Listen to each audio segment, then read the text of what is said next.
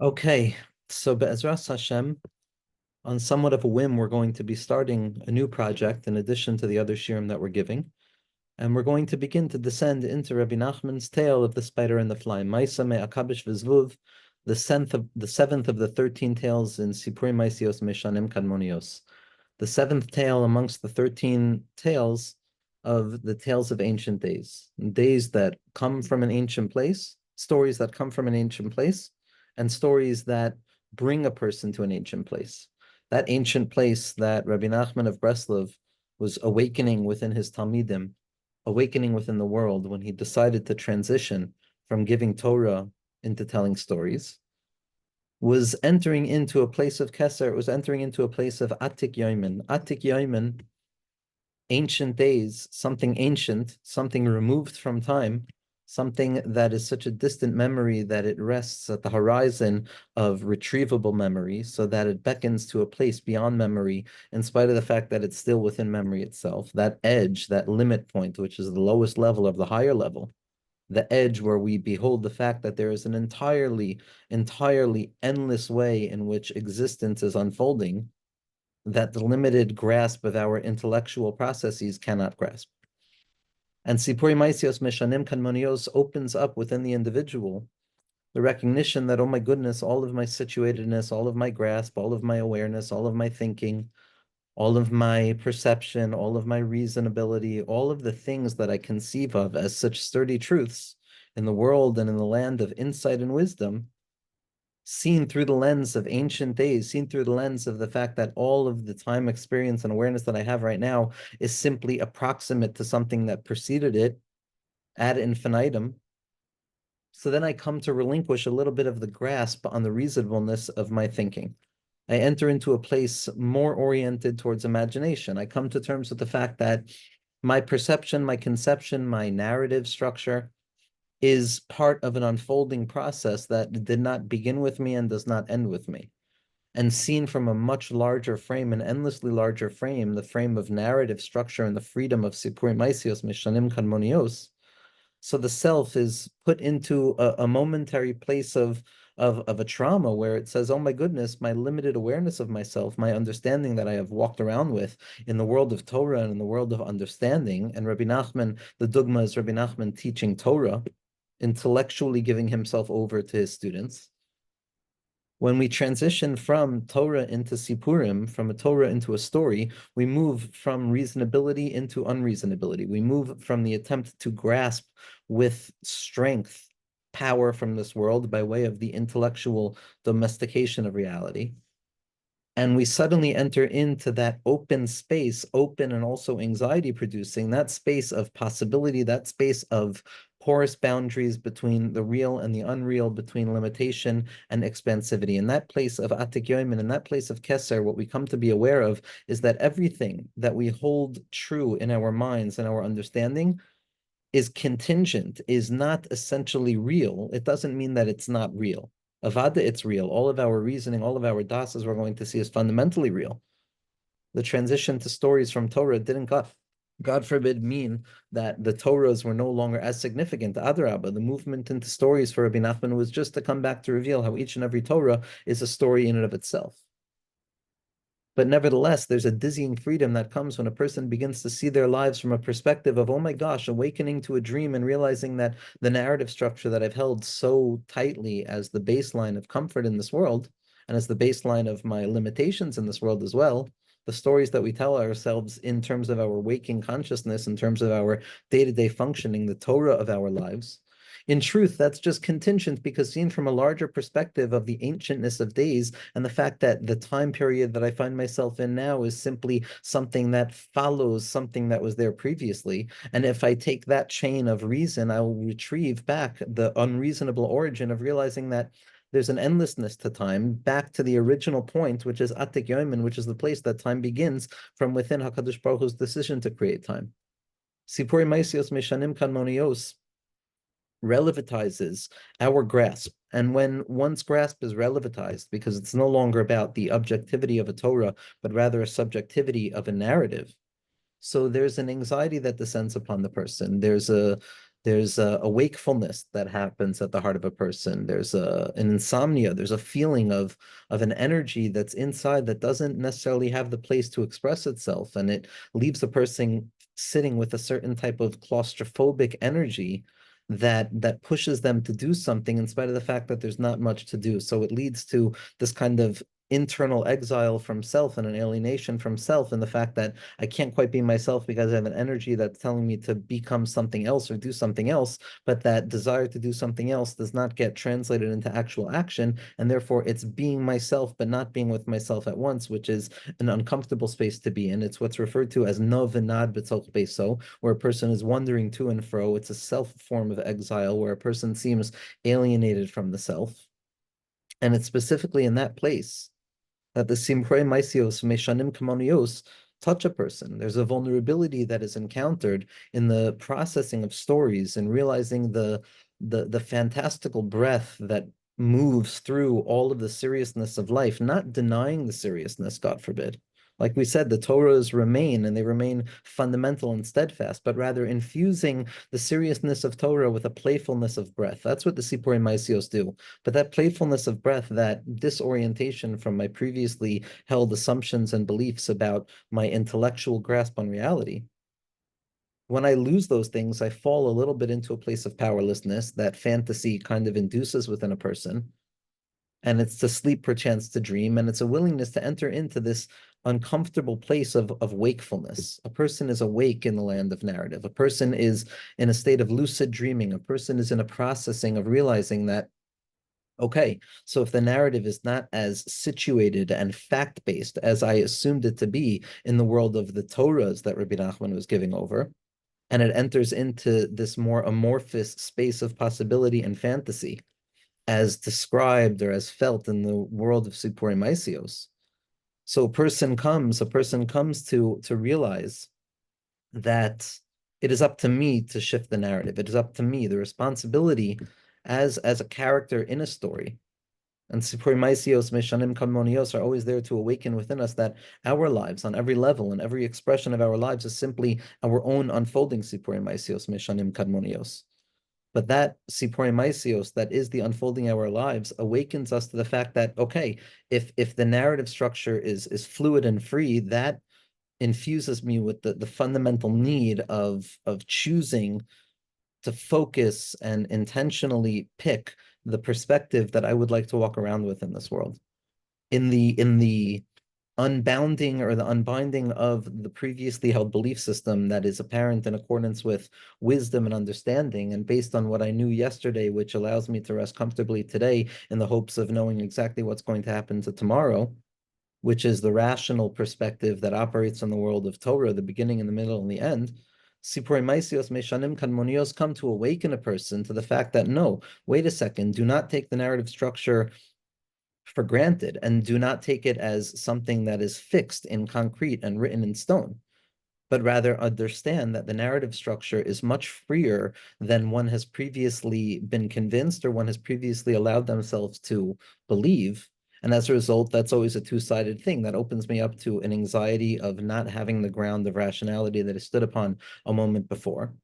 But it also leads me to the wonder and the dreamlike nature of, oh my goodness, if I am the master of the narrative here, and it's my narrative structure where I'm going to meet HaKadosh Baruch Hu, and then suddenly come to realize that the writing of my narrative was nothing other than the expression of HaKadosh Baruch Hu from within the very recesses of myself, which is the secret revelation of HaKadosh Baruch Hu at the heart of every aspect of the Sippurei Maasiyos, which so often seems so distant from HaKadosh Baruch Hu's presence. When I own the fact that I have the freedom of narrative, I am awake. Something wakes up within me. Something is opened, and that's the possibility of choosing and focusing and processing the world as I see it and my experience as I see it through the lens of my own Sipur Yetzias Mitzrayim, through the lens of my own Sefer V'Sofer. The creation of the world is a textual and verbal process in which a person writes their own book of the Torah, their own os in the Torah to themselves as they are experiencing it. As the tzaddikim of Ishbitz and Radzin and Rav Tzadok teaches us, every moment of a person's life is a sugya in Torah, and every moment of a person's life on the emotional and intellectual and physiological level is in a process of learning up that sugya and being mevarer that sugya and figuring out what Hashem wants me to see in this moment, and how do I come out of this moment with a little bit more of an awareness of Hashem? That's divrei Torah. That's chidushei Torah. Every moment in a person's life is ripe with chidushei Torah.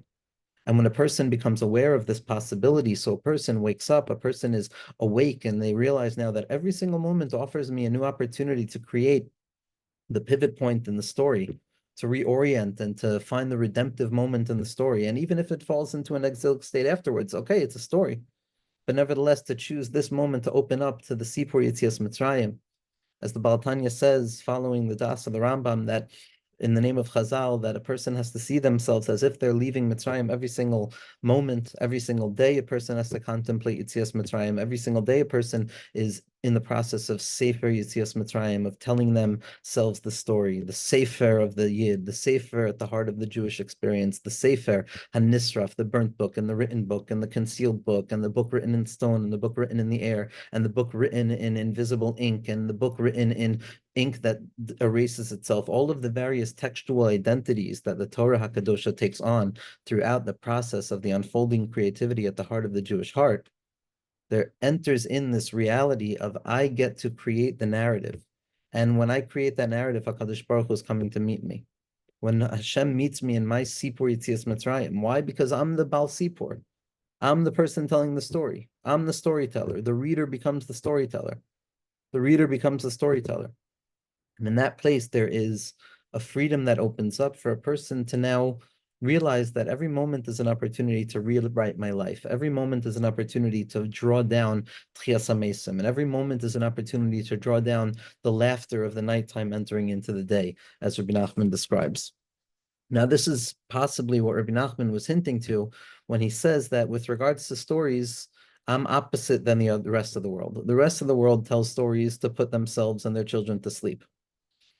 I tell stories to wake us up. I tell stories to wake the heart up, because in truth, what's being awoken within the person is the wakefulness of meaning, and the fact that once I am detached from that world of Torah where Rabbi Nachman was conveying specific words and direct words, and the transition into the world of the Sippurei Maasiyot, what happens is a person is now no longer able to sleep.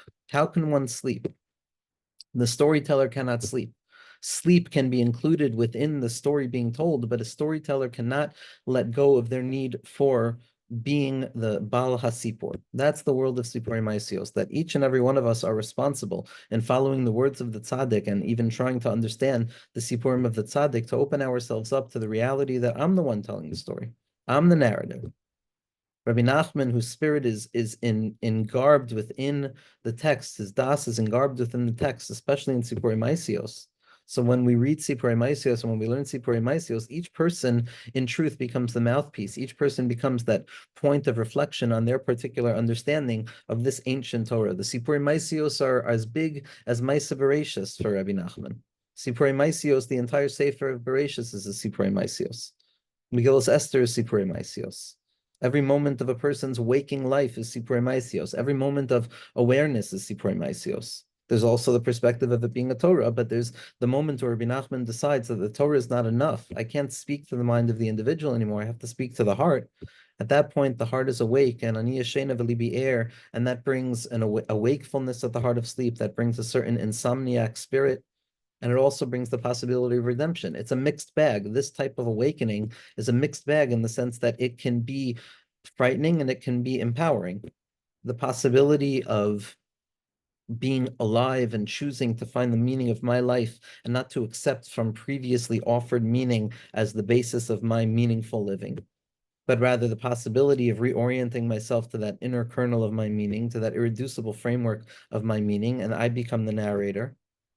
That leads to a dreadful sense of responsibility, and it also leads to a redemptive sense of possibility. And so a person is awake. Ani yashena v'libi air. On Motzei Shabbos, Rabbi Nachman says it's difficult to sleep. Why is it difficult to sleep? Because it's the first time that redemption can come. It can come on Erev Shabbos and it can come on Shabbos. Nowadays, it can come on Shabbos, as the Rebbe has said, because Pikuach Nefesh is Doicha Shabbos and we're in a state of Pikuach Nefesh. But ultimately, On Motzei Shabbos, it's the first moment that Eliyahu Hanavi can arrive, which is why Eliyahu Hanavi comes on Motzei Shabbos. But Eliyahu Hanavi's arrival is always the secret of Geula, because what Eliyahu Hanavi comes to do, as Rabbi Nachman says, is dispel untruth and to bring closer truth, which ultimately means that Eliyahu Hanavi is bringing about a heralding of Geula. And any time that there's a Hisayrus for a Geula, and I don't know why, and I don't know where, and I don't know how I'm feeling it, it expresses itself as wakefulness. It expresses itself as an inability to sleep. How can one sleep? The body is not aware of why it's uncomfortable.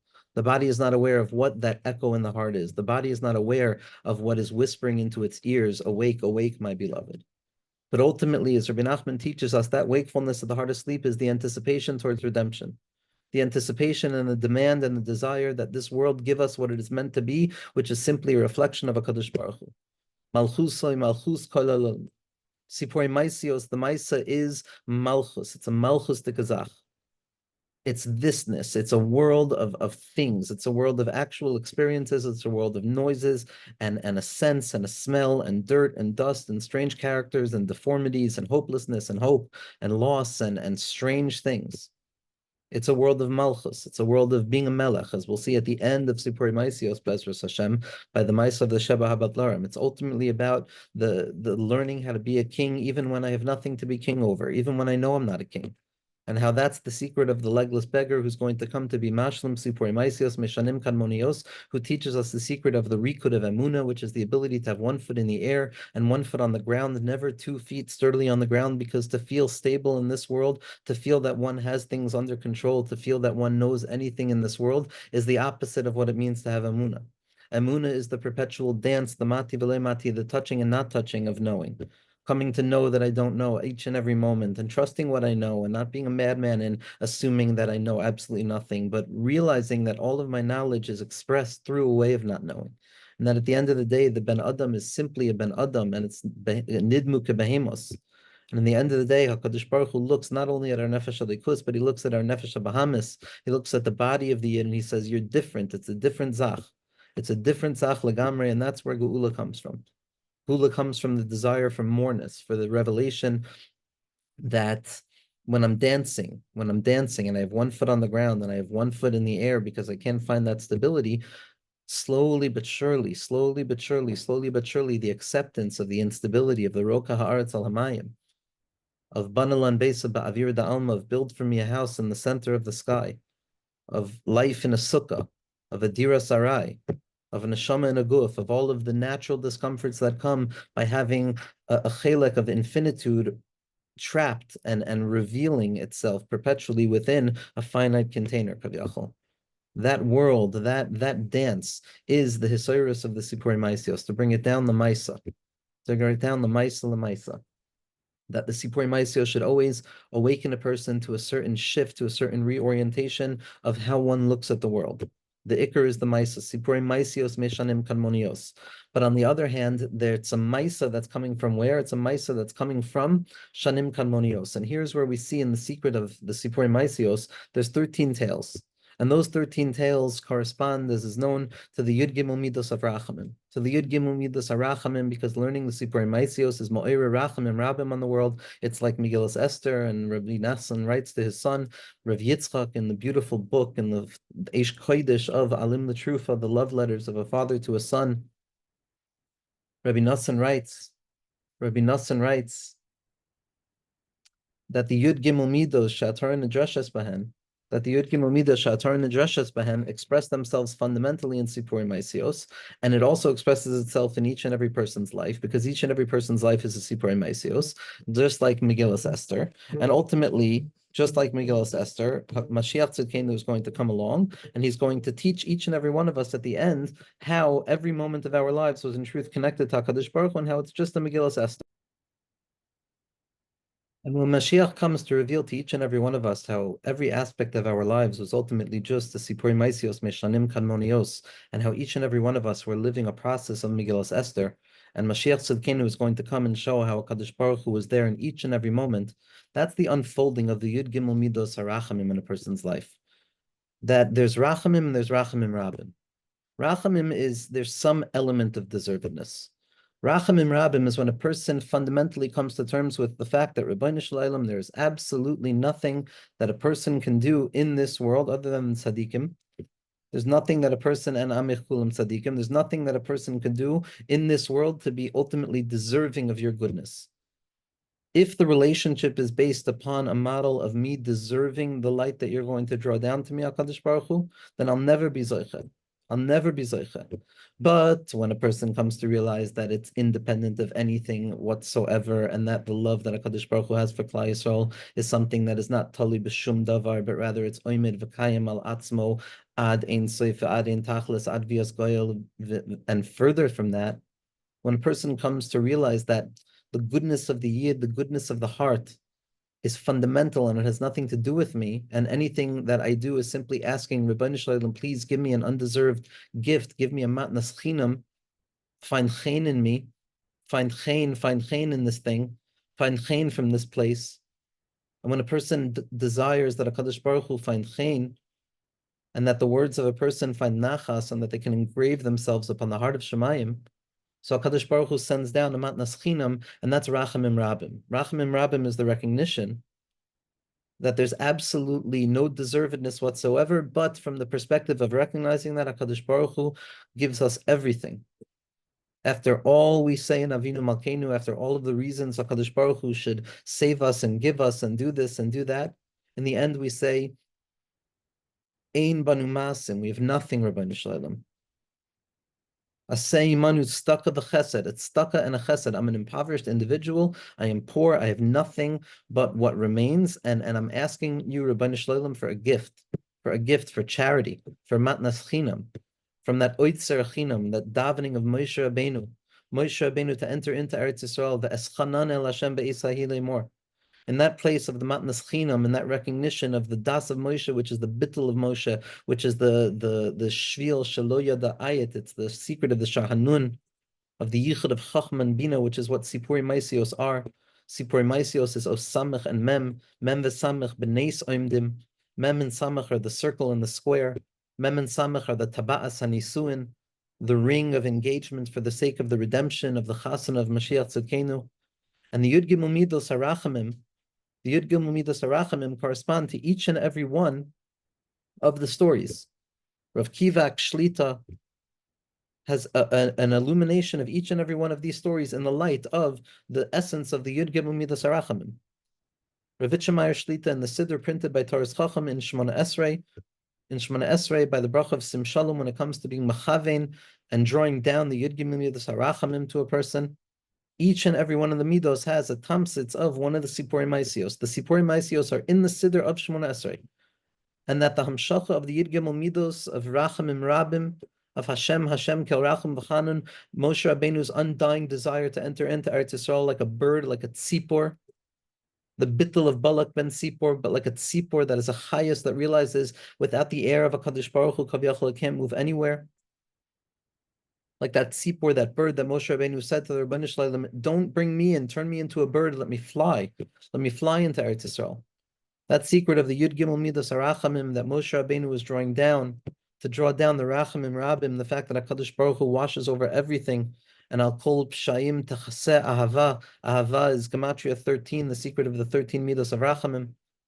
The secret of that tefillah, the secret of the Yud Gimel Midos Shatar Nidrashas Behen, the yichud of the Samech, which is the Masechtas of Shas, which is the secret of Torah Sheba'al Peh, and the Mem, which are the Luchos, which is the secret of Torah Shebichsav, Sippurei Maasiyos, Rosh Tevos Samech and Mem. It's also a bittul to the Samech Mem, the drawing down of the light of Sippurei Maasiyos, of those 13 rectifications. And those 13 rectifications are also the 13 rectifications of the dikna, of the beard, of the dikna of Arach Anpin, the hamshacha of Keser down below, the hamshacha of Ratzon and the hashkacha and simcha.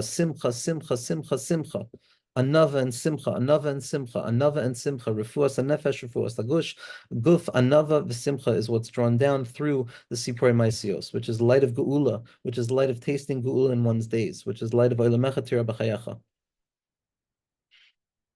And in those 13 midos, in that beard of Arach Anpin Kavyachol, Yud Gimel Tikunei Dikna, which is why that the Yidden stroke their beards, whether a person has a beard or not, there's always a process of the diminution of wisdom from its unbridled form without measurement and without restriction through the tzimtzumim, through the dinim, through the possibility and the willingness to draw down the infinite light into strange kept vessels of what it means to be a human in this world.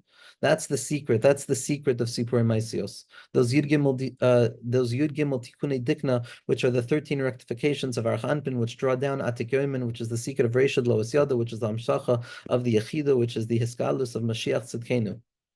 And those midos are being drawn down all the way to Malchus. Sippurei Maasiyot Meshanim Kadmonios. We know that Gula is talui in the Raglin Beraglin, in the Hamshacha of the light of Adam Kadmon Kavyachal, in the Kav, Hashem's infinite light being revealed down here, Lamata Me'asar Tvachim, in the Bechina of Toiv Hanira V'Hanigla, Lamata Me'asar Tvachim, in the secret of the lights of Hanukkah, and the Tikkun of Hod, which is the secret of Rabbi Shimon Bar Yochai, who is Matahir Ir Tiverio, which refined all of the concealment, and drawing it down into the Lamatam and Atibor, to that place below connectivity.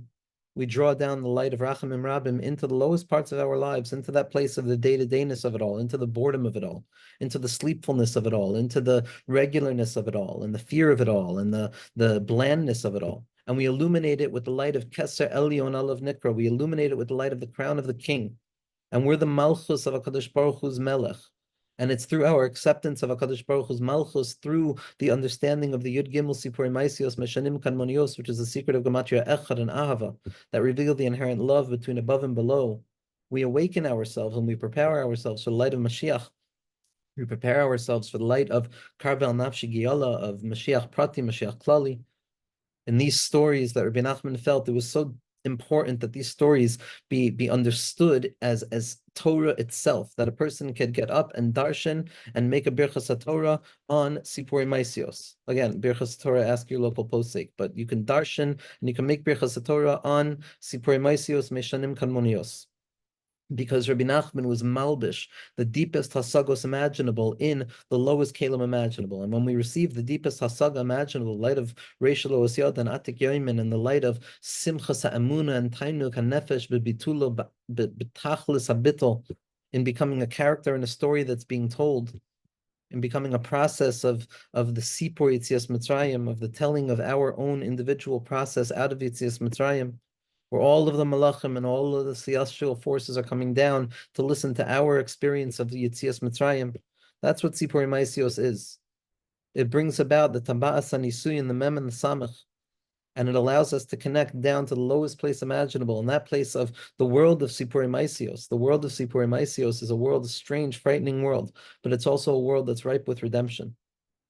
And again, the stories themselves are irreducible. The words themselves are the Torah Shebechsav of the stories.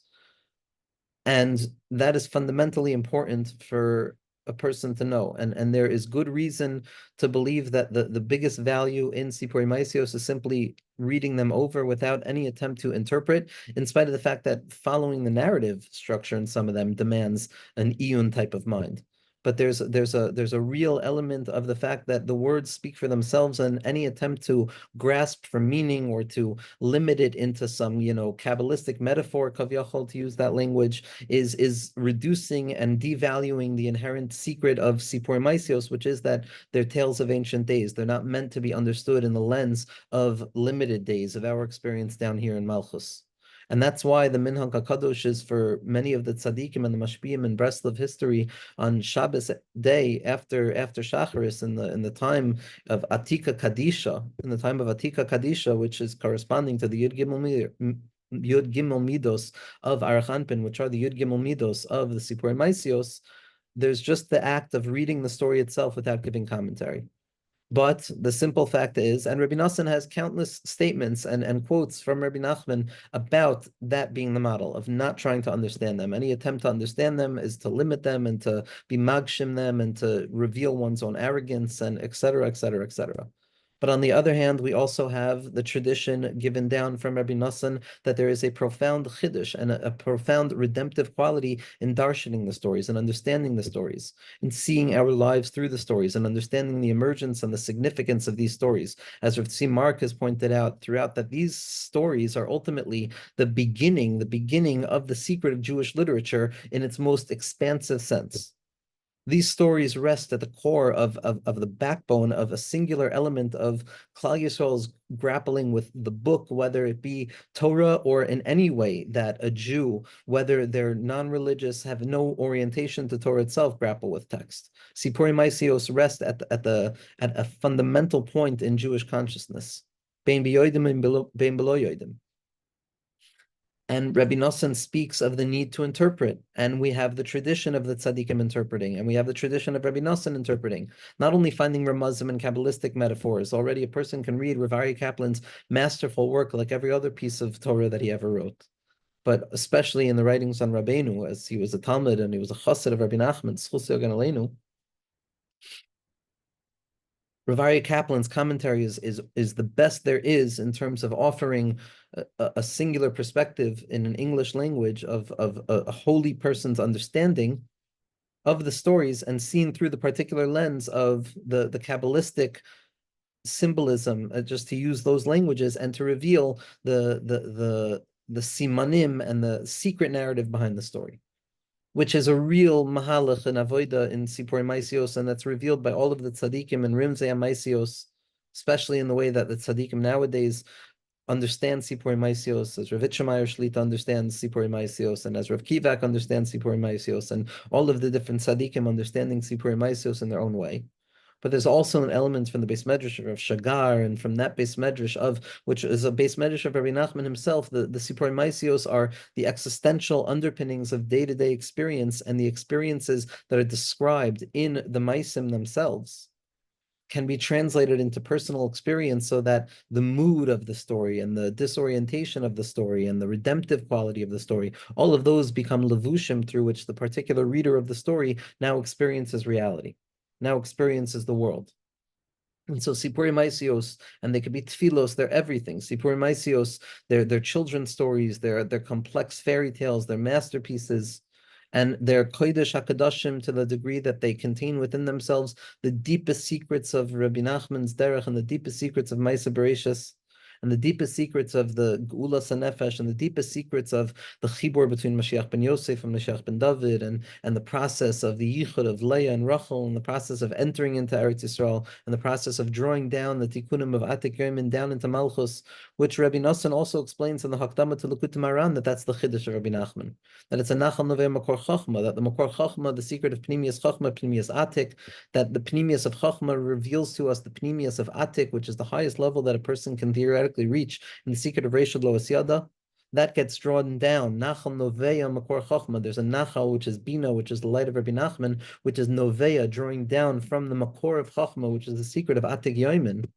And it's drawing down bracha, down lamata. That's the secret of Rabbi Nachman's Torahs, and that's the secret of Rabbi Nachman's Sippurim. It's like the beard, which is perpetually drawing itself down and expressing itself from above to below in a redemptive way to conceal things that need to be concealed and reveal things that need to be revealed, as we do in each and every moment of our lives, through the process of consciousness, through the process of wakefulness, through the process of intentionality and attention. Each and every one of us are utilizing all cylinders of what the mind offers in its capacity when we choose to fight for awareness. And that's what Sippurei Maasiyot brings to a person. It draws the Yud Gimel Midos Shator Nidreshes Bahen, the Yud Gimel Tikunei Dikna down lamata lamata.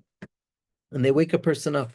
And Be'ezras Hashem, what we're going to be doing, what I've been working on for some time now, and what I'm writing on Be'ezras Hashem, is the 7th story of Rabbi Nachman's Sippurei Maasiyot, which is the Maisa Me Akabish Vizvuv. I've had the chus to write on Rabbi Nachman's Maisa of Maisa Mebitochen, which is not one of the Yud Gimel Mido, not one of the Yud Gimel Sippurim of Rabbi Nachman's Sippurei Maasiyot, but rather from the collection of Rabbi Nachman's extensive library of stories and parables and strange visions and beautiful images, which Rav Tzvi Mark has put together in a beautiful, beautiful, beautiful edition with the royal purple, which I have somewhere over here. which I have right here, the royal purple of Sippurei Maasiyot, which is an amazing, amazing holy book that contains all of the parables, all of the Maisim, and all of the kind of history of their production and the editorial process, and the process is done al dasat tzadikim, and it's done with a kesher to Ziknei Breslov as well. But so Maisa Bitachon is not part of the Yud Gimel Sipurim, but in Maimer Sheker Dover V'Kesav Notel, we spoke about the sixth story, which is Maisa Melech Anav, which is one of the most significant stories and a much discussed story amongst many of the people who have spent time trying to understand Rabbi Nachman's words, bein betoivim ubein beloyoidim, whether it's a good thing or not such a good thing. But that story is the story of the humble king and trying to find the hidden king behind the curtain. And the seventh story is Ma'aseh Me'akabesh V'Zvov, the story of the spider and the fly. And it is a very strange story. I've heard from Talmidei Chachamim and Talmidim of Tzadikim Gedolim that it is the strangest of the stories in the fact that it's most difficult to understand even on a simple level, as we're going to see. But there's also intimations and hints that this story holds within itself the secrets that are needed in terms of uncovering the potency of Sippurei Maasiyot themselves, which makes sense in the fact that each one of the Sippurim are corresponding to one of the Yud Gimel Midosha of Rachamim, and the seventh story is going to be the Midah of Emes, the Midah of the Emes, and that's a fundamental Midah. Rav Chesed is the story, the sixth story of Melech Anav for a good reason, and the seventh story is the seventh story for a good reason, and the Nakud of Emes, obviously, and the Nakud of Emes and the Midah of Emes and the way that the Midah of Emes is understood and what Emes Lamiso is and what Sheker is fundamental to the nature of this story.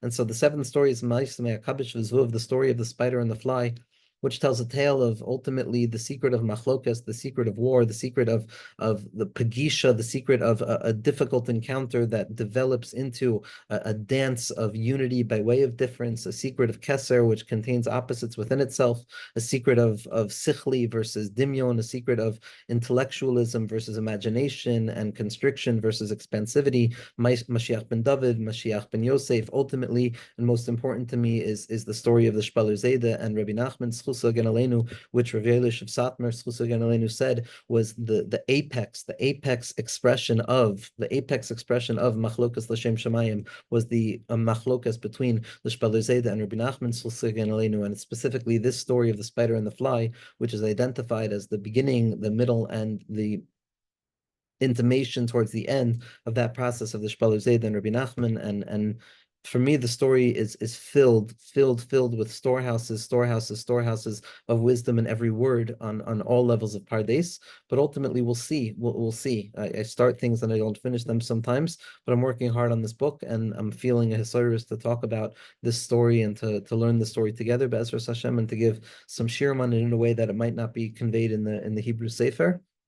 But Be'ezras Hashem, we're going to be learning the seventh story, the story of the spider and the fly, and perhaps in the next year we'll go over just a brief narrative structure of it. There's a wonderful translation of Sippurei Maasiyot on Wikipedia. The wiki text of the Sippurei Maasiyot is, in my opinion, the best English translation that there is of Sippurei Maasiyot. Precise is an understatement, and again, where precision is an impossibility. But we'll go over the skeleton of the narrative, and then Be'ezras Hashem, over the next few weeks, months, and however long it takes, we'll be zochet to go through the Ma'aseh Me'akabesh V'Zvuv, the story of the spider and the fly, and to be zochet to the yichud of the spider and the fly, to the yichud of Mashiach ben David and Mashiach ben Yosef, and to the Gula Shlema Be'ezras Hashem.